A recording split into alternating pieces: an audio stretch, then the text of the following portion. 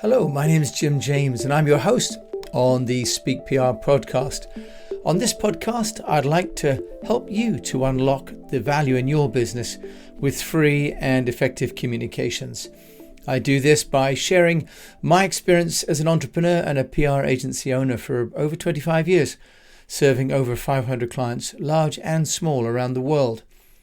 Now, today I'd like to talk about measurement, because we've actually just conducted a global launch of a product called the Grenadier, which is the new Ineos 4x4.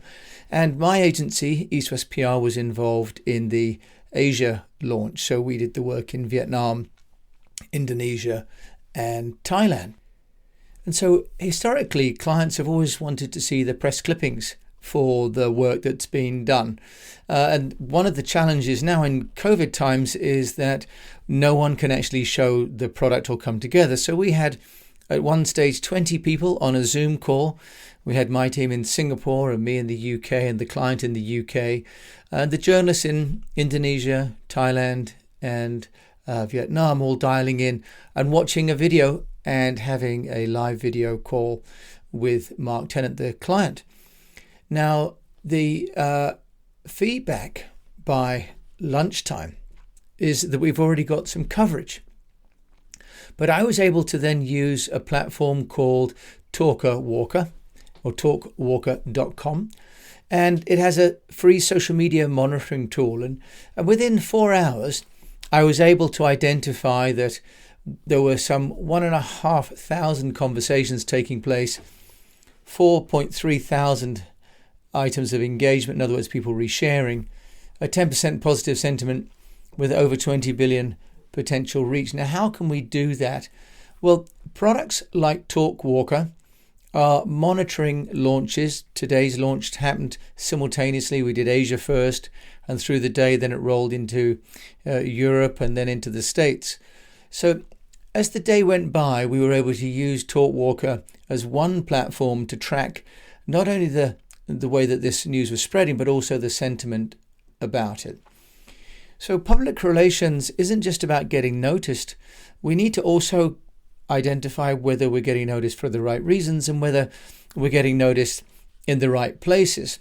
Now, I'm reminded of the old story. In fact, I was reminded at a conference of the old Gerald Ratner story.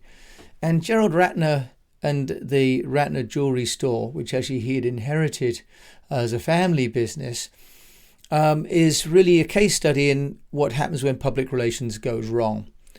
So Gerald Ratner, for those of you that don't know, was a jeweler, and at a press conference at the Institute of Directors at the Royal Albert Hall of all places, on the 23rd of April 1991, he said, "We also do sell cut glass sherry decanters complete with 6 glasses on a silver-plated tray that your butler can serve you drinks on, all for £4.95. And people say, "Gerald, how can you sell this for such a low price?" And I say, "Because it's total crap."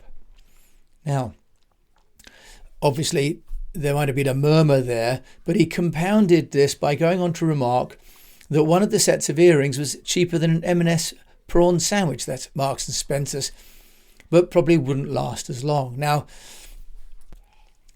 funny as that might have seemed at the time as a sort of a party piece, he was just entering the period when, of course, news was getting out quickly. And, of course, people had a field day. The media had a field day. Now, after the speech, very quickly, the group value plummeted by over £500 million, which is, 30 years ago was a lot of money. So Gerald Ratner is just one case study of how a carelessly worded statement, no matter where it is, and even more so now in light of the social media, that public relations can be taken for granted. Good brand reputation can be taken for granted unless something like this happens where all of a sudden the business is back on the line. And we've seen recently where people have said things that were in government have led them to have to resign because what they said was deemed to be socially unacceptable. Even though it wasn't a policy, it was a comment they made on social media. So public relations is something that we need to monitor. And as Francis Bacon, the philosopher, once said, knowledge is power. But we might now say that actually measurement is knowledge. So it's no longer enough just to track the amount of clippings. What we need to do is to look at also the nature of the tone of what's being said. And also, now that people can share and reshare, we have to look at what we call engagement. Now, how can we measure all this? Now, I personally like to start a little bit earlier on. I like to start at the input. So I've developed a formula called the Active Communications Index. And this is a formula, very simple. It says the amount of content times the number of channels times the frequency will give you an indicator, an index. And it's going to be an indicator of how much coverage you're likely to get. And I have this because clients often worry about the scale of the coverage on the other side of the activity. But much like saying you're going to go to the gym and be looking at your cardio performance after the exercise, what we really need to be looking at is what exercises you're planning to do in the gym, because the cardio results are going to be the byproduct of the exercise that you do. So the Active Communications Index that I've created, which is on the eastwestpr.com website under Speak PR, is to give companies and entrepreneurs a guideline so that they can start to create consistent, well-distributed media content across multiple platforms. So we start there. Now, plainly, PR is an industry that people are investing in. It's about an $11 billion industry. So companies are absolutely investing in public relations. And in the old days, say old when I started the agency East West PR in Singapore back in 95, clients used to ask for what we called AVEs, which are advertising value equivalents.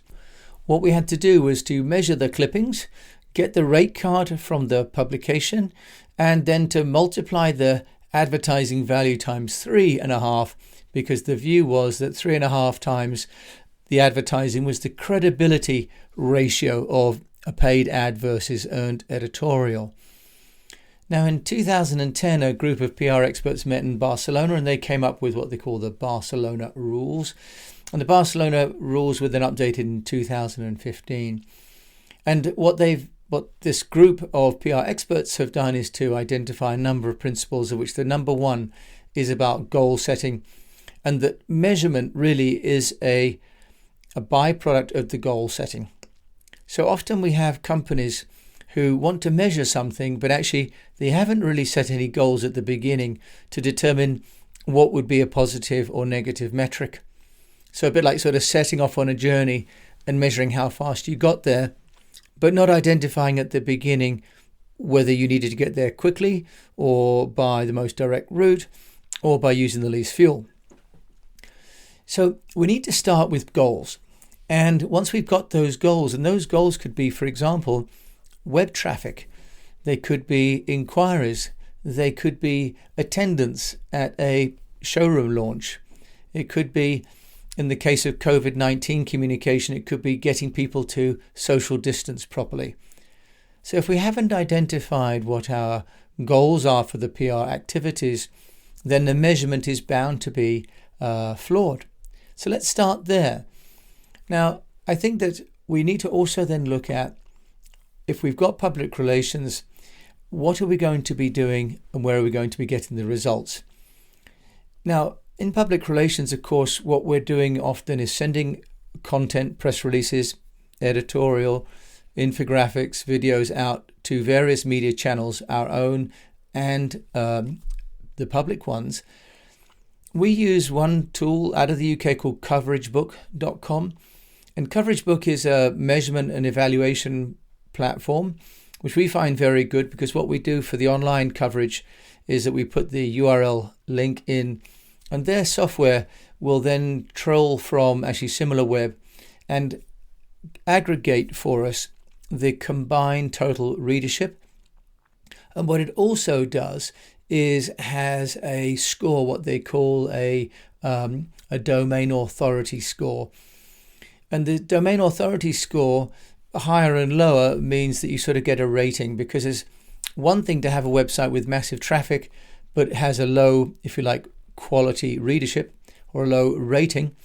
And obviously what we want to try and do is get a website or a news outlet that has a high domain authority, but also has high traffic.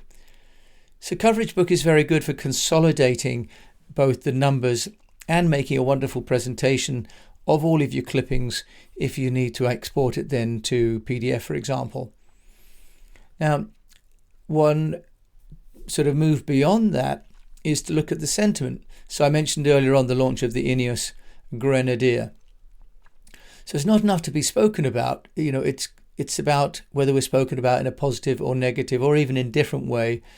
Talkwalker.com has a free social media monitoring tool which actually also tracks sentiment. Now it's using AI for this by looking for which words and which keywords your coverage is displaying. Now obviously if it's your own press release it's going to be positive, but if it's being picked up and retweeted or reposted on Instagram or Facebook or on any other channel, then of course it may or may not be positive all the time. So it's starting to track both the frequency and the range of coverage is important, but so is the sentiment around it. Now there is a very large group called Karma, which is a global organization dedicated to measurement. And they have, if you want to go to the sort of the really big hitting machine, they've got a global media intelligence product or platform really. Now they've got over 1,200 clients and they monitor over 100 languages and have 5 staff on 5 continents. So if you're managing a global launch, for example, and you really want to track both the amount of coverage and the sentiment, then Karma.com would be, and that's with a C, would be a great platform to use. Now there is actually an association, amazingly enough. It's called the International Association for the Measurement and Evaluation of Communication. And this group has dedicated itself to the measurement and the practice of measurement in the public relations industry. So they have a number of tools, one of which is called the Integrated Evaluation Framework.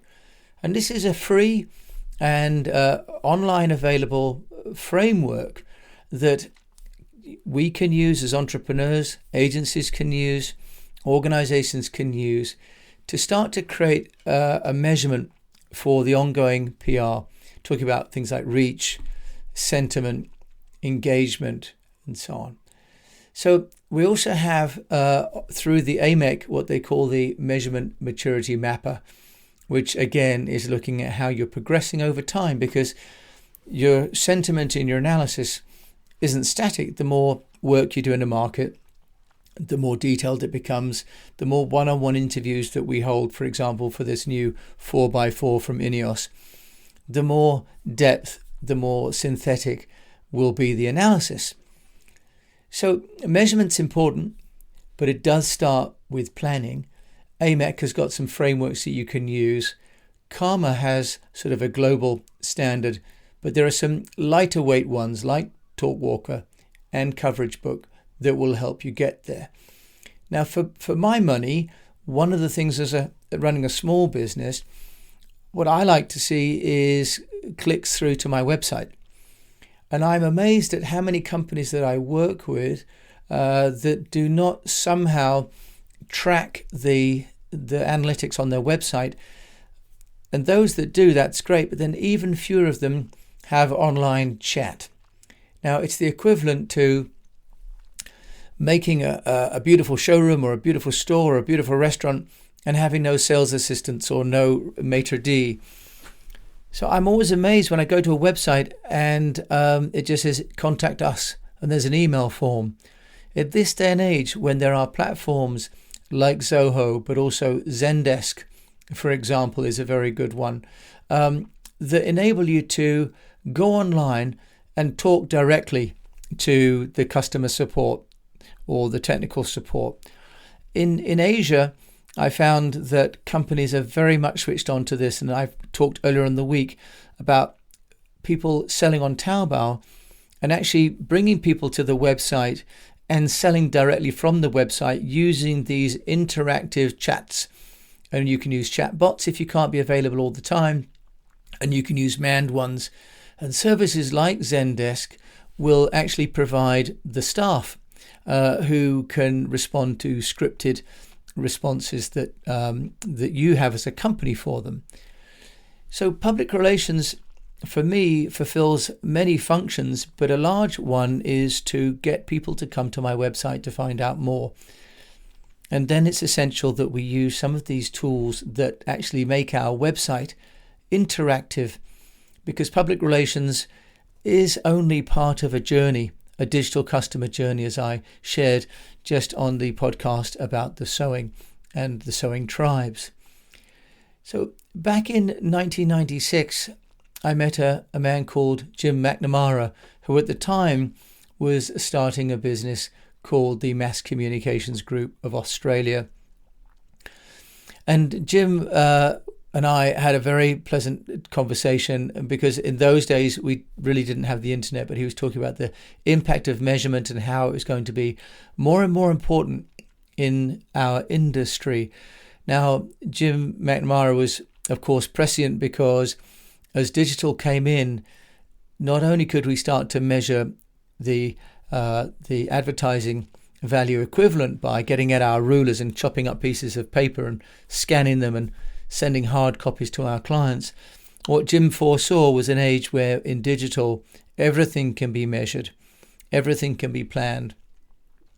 And I was delighted to see that in fact the AMEC integrated evaluation form has actually been authored by Professor Jim McNamara, who's now at the University of Technology in Sydney. So 30 years ago, Jim was sharing his vision for measurement, and now he is still leading that. And I think what that shows us is really that measurement has always been part of public relations. It's not that it's new because it's digital. The industry has always had a desire to understand the impact that it's making on the well-being of the organization.